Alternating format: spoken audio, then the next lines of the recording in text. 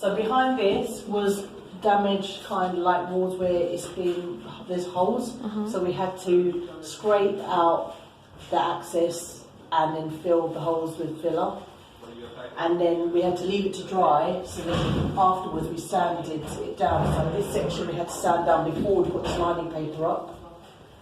And any holes on these walls as well were the same, so we had to sand that down and fill it. So the preparation before we started was filling up the holes. And then after we'd done that, we had to start on the lining paper, which we had to do. We had to size the wall, which makes adhesion, so it makes it stick. So we had to size the wall first, and then we put the lining paper on top, which is pasted. We had to measure. We had to do a girthing method first, which is actually doing like a line to make sure. So we had to do this horizontal. So lining paper goes on horizontal before we put the theme wall on. So we had to do a line, so a straight plumb line across.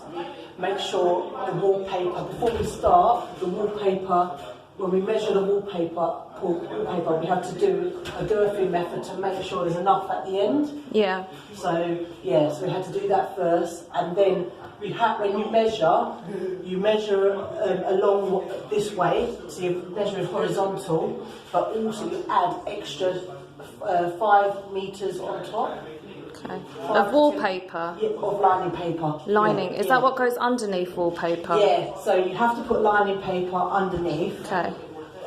It's really for if you've got porous walls or you've done filling, so you usually use the lining paper so it hides that, because it will give it much of a flat surface when you put the theme wall on. Okay. So yeah, so once we've done that, then we had to use the pasting table to measure out the length, and then we pasted the lining paper, and then we put the lining paper, but we pull it up against where the line we made, which I told you the spirit the line of going across. Put it up there, and then we pushed it up to the top. Use the pre-hanger brush, which is like a smoothing brush, to get into the groove. And then once we've got into the groove, and even if it, because we wanted to hold the lining paper up, it's always good to keep the access attached onto the coving so it holds it in place.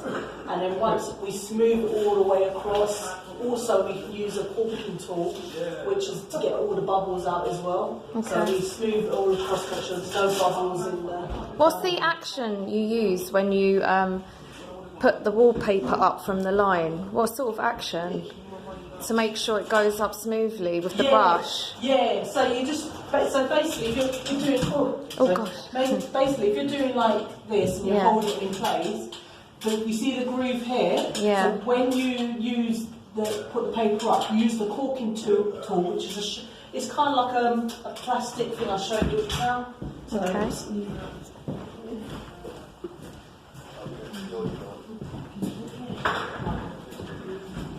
So this is like a sharp edge. So when you're doing this, and you need to use the snap-off blade to cut it off. Okay. You push this against the groove, and then you slice. And each time you're slicing, you're moving. You're keeping the knife in place, and you're moving this across. Okay. To cut the whole paper off. Yeah. And then once that's off, you do the same method. You're doing this at the bottom. Okay. But you always, when you're having a wallpaper, make sure there's enough on top and enough on bottom, because if you have less, you're in trouble. You're in trouble.